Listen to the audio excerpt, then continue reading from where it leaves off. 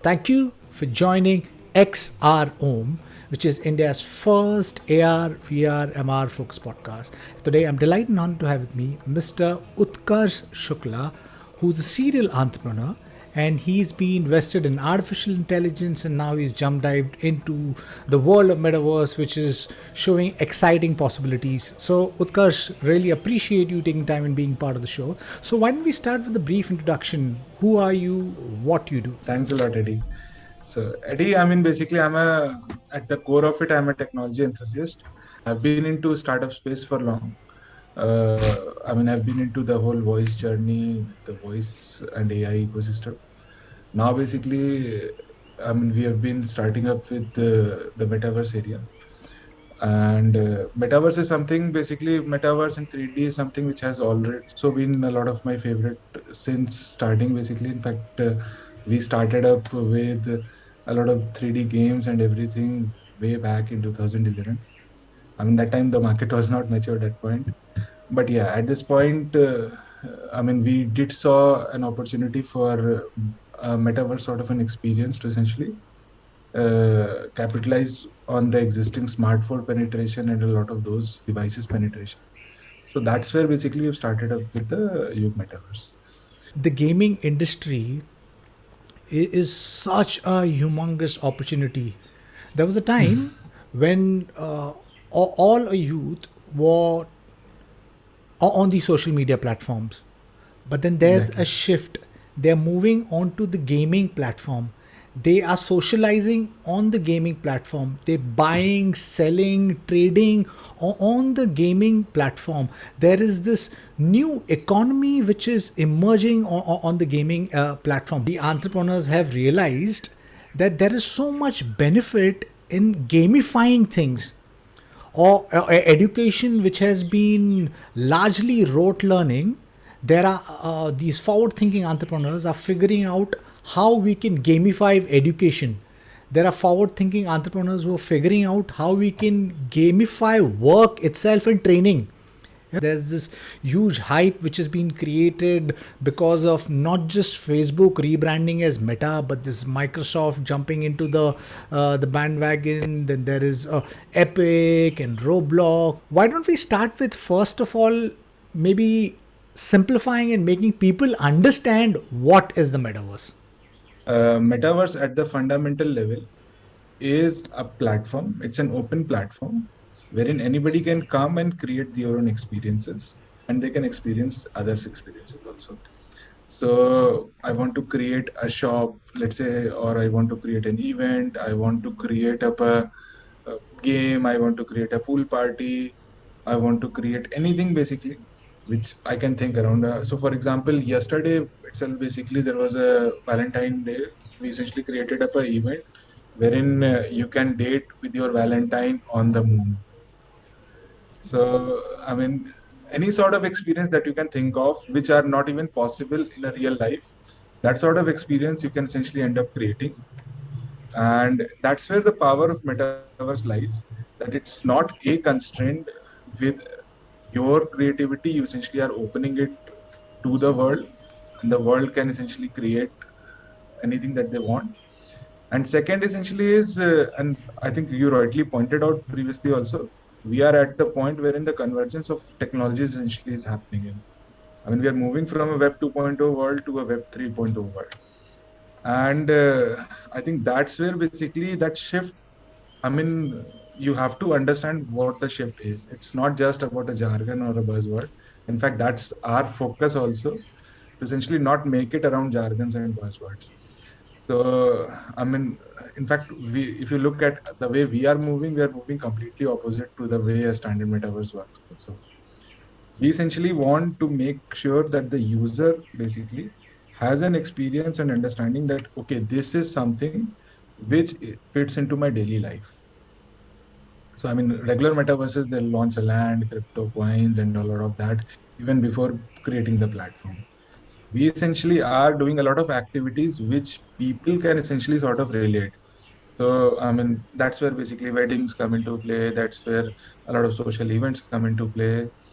So that people can understand that, okay, this is something which is from my real life experiences. In fact, we have currently tied up with a lot of companies basically to create a lot of very simple things. So I'll give you an example. I mean, let's say, I mean, somebody wants to buy up a jewelry.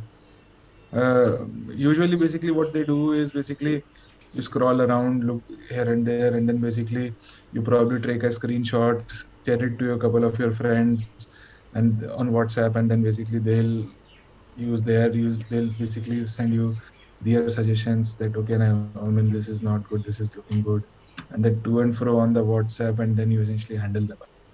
Now consider that experience on a metaverse. You are standing there, your friend standing right next to you, and then basically you both of you are looking at the same item together. That's where the power of metaverse comes in. And then not just looking, basically you guys can talk about that, you can discuss on that. So that collaborative experience, immersive experience basically is not even possible in a web 2.0 platform.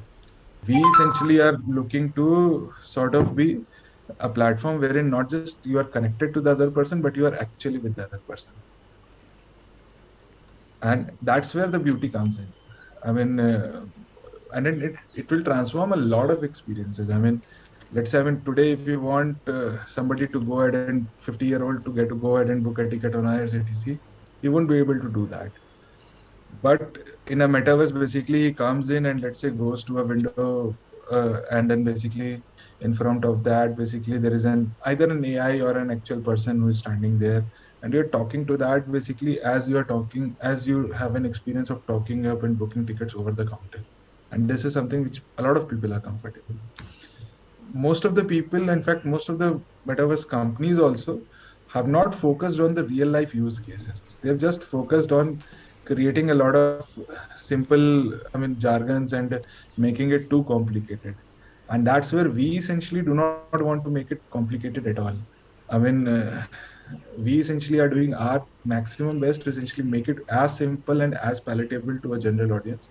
Or mobile phones per se, nobody thinks of it as a technology anymore. It's something that we use, and it's become so casual that we don't think of it as a computer in a pocket. It's an Exactly. AI in a pocket, but we don't think of. So I hope that someday we'll come to a point where we will truly break away from this 2D platform. Because if I had to simplify what the metaverse is, it's the next evolution of internet, and your 5G, your artificial intelligence, your XR, your IoT, your scanners, your blockchain, your NFTs, all of these, once it kind of binds together, we'll have a world which you said, that we will possibly, the 60-year-old person is at the IRCT website, and there'll be possibly a bot digital avatar talking to that person, making him feel comfortable, and it will be as realistic as a physical experience. Exactly. And that's where we are going towards, so yes, it's super exciting. And would you like to talk about Yugverse? What is it that you guys are building? And while you're talking about that, obviously, I mean, you guys have been in the news for the tie-up with the Coca-Cola ITC Wavemaker partnership for the India's first metaverse wedding. So do talk Sure. about that also. I'll start with the Yug platform. So basically, Yugverse or Yug-Metaverse is essentially an open metaverse platform wherein we essentially are focusing anybody to come and build anything. So what we essentially at the platform are doing and are focusing on is basically fundamentally making cases which essentially sort of basically appeal. And as you rightly pointed out, basically it's not just basically the end user that has to be educated. Even brands and marketers also have no idea in terms of what is possible. And that's where I mean, I'll come to the wedding basically. So that's where the whole concept of wedding basically emerged out, wherein we were looking basically how we can make something basically which sort of has a real life connect. And we essentially, I mean, look at a normal wedding basically at this point. Everybody is comfortable with sort of live streaming their wedding because, I mean, not a lot of people will be able to attend the wedding physically. We said that, I mean, okay, I mean, currently, if you're live streaming a wedding, what happens is basically the user who is seeing that is just a passive user who is just basically looking at a video stream. Versus that, what we said basically, why not make him an active user? Let him come into the platform, let him do a couple of activities, let him also talk to his friends. So for example, you are getting somebody is getting married, his uncle is in US, his aunt is in Singapore. They both can come on the platform, they both can talk to each other while they are seeing up the video, while the event is happening, or while the physical guys are there. So that sort of experience is what transforms a normal thing basically to a sort of a next generation sort of a connections. And yes, I mean, basically at the Yug platform level, this is something that we are doing in the starting. We essentially want to educate the market. We want to educate the marketeers. We want to educate the brands. We want to educate everybody in terms of basically how the potential of metaverse lies. So, I mean, we intend to, I mean, at a platform level, basically, we have a couple of things basically. So there is first, basically, there is an open city. There is also individual islands basically that you can essentially take and build. There is a complete creator kit so that you can essentially build anything from your end. You do not need any third party, or you do not even. And over a period of time, basically, I mean, currently we are involved in a lot of these use case showcase. But over a period of time, what we look ourselves to be as a completely invisible platform layer, and people are coming in. There would be entire economies basically forming around basically creators, and then the creative, and then basically a lot of that sort of an economy to form around. And yes, I mean, basically, not just simple things. Basically, we can have a lot of complicated games, a lot of complicated stuff on top of that, and that's where the whole power comes into play. So, I mean, people understanding, using it up, and then basically that whole economy, anyways, will form around that. Right. I think it all starts with behavior building, because till the Correct. time we do not educate and raise awareness about the potential of this technology and what it can do, we won't have converts, we won't have transactions, because this, through my platform, I try and connect with people who are fronting this technology, and building Sure. things, with the effort to raise awareness and educate people about the potential of this technology. I think COVID has been such an accelerator of everything which is frontier tech. What would have happened maybe 10 years has happened in just matter of 1 year, 1 or 2 years, because of COVID. Exactly. And what metaverse is largely doing is that it's making geography history. Exactly. It's virtualizing everything, and the opportunity that presents is going to be super awesome. Your use case, you spoke about the marriage, beautiful use case. Talk about that experience. How difficult was building the platform, the engineering platform? Because I mean, there is a limitation, because with the platform, if we actually have digital avatars and if they are interactive, it gets extremely compute heavy. How many people were present at the wedding experience? And do talk about the platform per se. What was the engineering challenges you faced building this platform? So we have been working on this platform, I think, since last year. It has almost been an year for us, basically, in development of the platform. Usually, basically, a lot of gaming. If you look at gaming per se, basically, gaming is, I mean, focused on, let's say, a 50 people or 100 people play, and basically they sort of come into rooms and then they sort of have a tournament sort of. Metaverse, on the other hand, has to scale.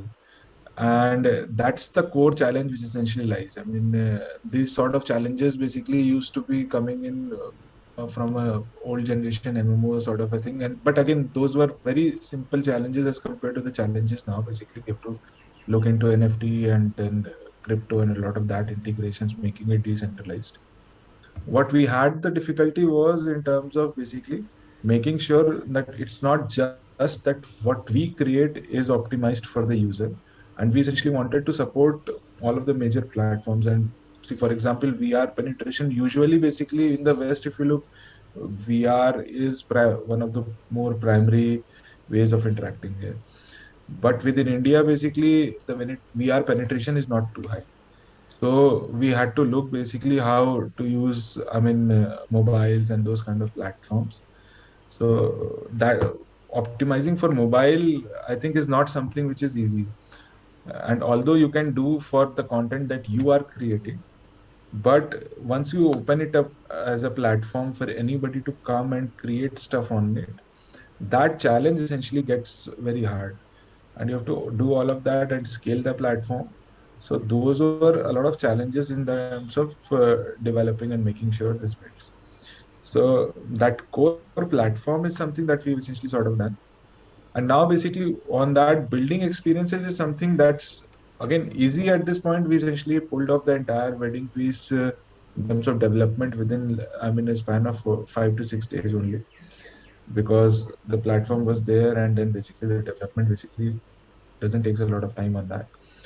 But we also want to reduce that further. I mean, our focus and vision is basically any 13-year, 15-year-old can come to the platform, create a game, show it to, their friends and school colleagues.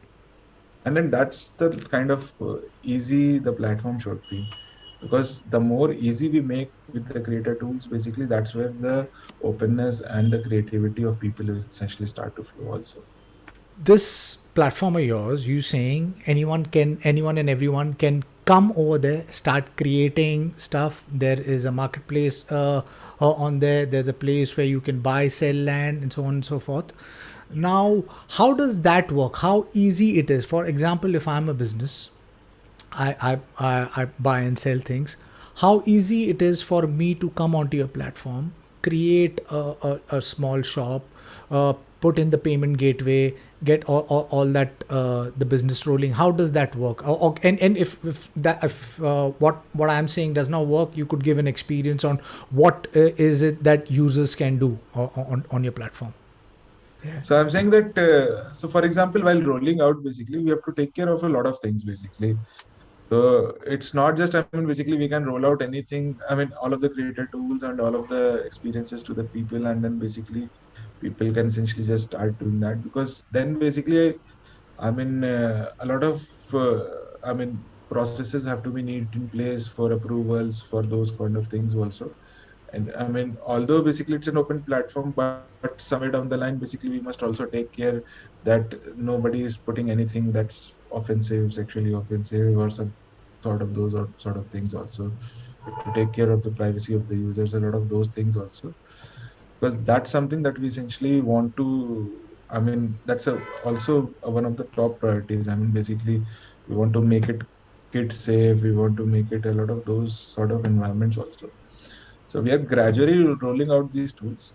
Most of the tools, basically are used internally either by us or by a selected third parties, basically, that we have essentially sort of done. So currently, for the next 5 to 6 months, is something that we essentially want the entire experience to be controlled, at least from our end.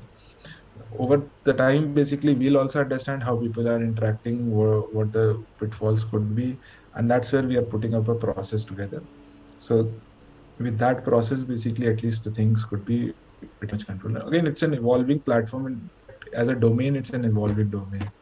Right, completely So understand. that's how it. Right. Talk to us about your the Valentine's Day experience. What was that? How many people were present, or what were you saying? It's something which you ended up creating rather than something which was created by the users. Do talk about the experience. Yeah. So basically, initially, basically, what we are doing is basically we are sort of. Again, this is something which, as a new market, basically, not a lot of brands and those kind of people, marketers, are also aware in terms of the possibilities. So, within this Valentine's Day, what we did basically is we created up a service of Moon, and we invited a couple of, these couples to essentially have a dinner on the moon. Right before Elon Musk, basically, we took people to the moon to have dinners on Valentine's. So, but yeah, basically, again, this was the con. this was the concept. We essentially worked with Mondelez on that to essentially sort of create up an experience. They were also running up a campaign. Cadbury was running a campaign. So we came together, and then basically that's where we essentially sort of created up an experience on design. You saying, these daily life use cases, which use case are you thinking about presently, currently, which you think is gonna be a driver of adoption? The way I'm looking at the whole metaverse platform is basically I'm looking it up as a layer wherein basically people are sort of not just being connected, they are being together. And once two people are together, basically anything that they can do, they should be able to do here and much more. I mean, they should be able to do a lot of those things which they could be not be even able to do up in a normal environment. I mean, you can go up treasure hunting in a sci-fi world. Those sort of things basically could happen. You can go shopping together. You can go basically, I mean, do anything of that sort basically. Once we get into the metaverse, the world will be the screen. And our interface Exactly. could be, enabled by haptic feedback, where we could just, anything and anywhere where we look could be a computer or screen. And with these IoTs and scanners and digital twins, all of physical objects is going to get digitized, is going to give us information, and we'll be able to create better businesses. So all that looks super exciting. Now, the biggest challenge of the metaverse that we talk about today is a interoperability, because there's no device which has smooth interoperable capabilities. Second, decentralization. Everything is completely centralized and hidden behind these uh, walled gardens and paywalls. We talk about this open, decentralized web, but do you think that we would ever get into a world which is truly decentralized, open, interoperable, and which is like we all at least imagine, which is completely participative, and which is beneficial for the user? Because today, as a user, if I create content, the benefit goes to the platform, but the ethos of the metaverse is that it's created by the user. And so is that something which is a dream which is not possible, or is that something that is what we can get to? See, I think let's not say not possible. I think that's the goal we should basically move around. In fact, we at our end also basically are sort of making. See, I mean, when we are talking about interoperability does needs to come in from different channels basically. I mean, we essentially, for example, uh, are using up open standards basically. So, for example, our file formats are typically open standards and are open standards. But if somebody else is not supporting, so interoperability is sort of a global phenomenon, which possibly, it's currently nascent, but yeah, I mean, basically over a period of time, basically, we essentially, as a user, basically, will essentially sort of demand or drive basically the interoperability part of it. While it comes to decentralization, I think decentralization is something which essentially also comes at the very heart of metaverse. I mean, because metaverse, I mean, we do not want to become the next Facebook where basically we have all of the social media platforms and everything basically at our end. We essentially want it to be sort of a very decentralized sort of a model wherein every user or the is sort of an owner. So we essentially are sort of creating up a lot of these decentralized DAOs. So this essentially will also move into a DAO. So, and anybody who essentially owns the DAO basically is sort of an owner of the platform. So those sort of models is something that we are looking. But yeah, I mean, basically, as you rightly said, basically, I mean, concentration we can have basically a lot of unwanted experiences. But on the other end is also basically, for example, for us, basically, in the initial phases, what we have to do is basically we have to drive and take a lot of hard decisions that, okay, I mean, this is how we essentially are approaching privacy. Over a period of time, yes, basically, I mean, basically the entire community will come in, but the initial development, basically, that basically currently we are driving at this point. So basically, that whole decentralization and interoperability will take place. And I won't say this is a sort of a dream per se, but I think this essentially will anyways come in and converge. Right. You guys are also working on the Yug token. What's the plan Yeah. ahead for that? Yeah. So basically, there are two cryptocurrency tokens basically that we're essentially looking at. There is a Yug DAO and a Yug token. So Yug DAO essentially is around a decentralized organization, wherein basically the owner of the Yug DAO essentially will be an owner of the platform and controlling the executions of the platform. Yug token is also something that we essentially are doing. Yug token is where I mean a lot of I mean your rewards and everything basically can happen up through the Yug token. A lot of in-game currency sort of a things, and a lot of activities will essentially be happening around Yug token. So Yug token essentially will become one of the key prominent things for a lot of those things, and the value also comes in because crypto sort of offers you unhindered sort of movement basically, rather than, I mean, for example, you are doing up I mean a lot of in transactions at one level and then basically moving that. So crypto basically helps you to essentially streamline a lot of those things. Right. There is so much going on right now, and all of these convergence of technologies, and to make it funnel it in a way where it's simplified for the people, the general user, is, I think, is going to be the biggest challenge. I mean, when we get to there, I think that's when the real world benefits are going to show up. My last question to you, Utkarsh: how excited you for the metaverse, for India and its opportunity, and how do you see metaverse benefiting India and Indian businesses in this decade? Most of the Indians have started up with your mobile as their first computing device. So India on that end basically has a lot of potential in terms of basically adopting technologies. The only thing basically that we should focus here is basically giving them a proper reason to do so. I mean, giving them a value, showing them a value in terms of basically this holds a value, this essentially connects to you. Otherwise, it will all remain as a jar.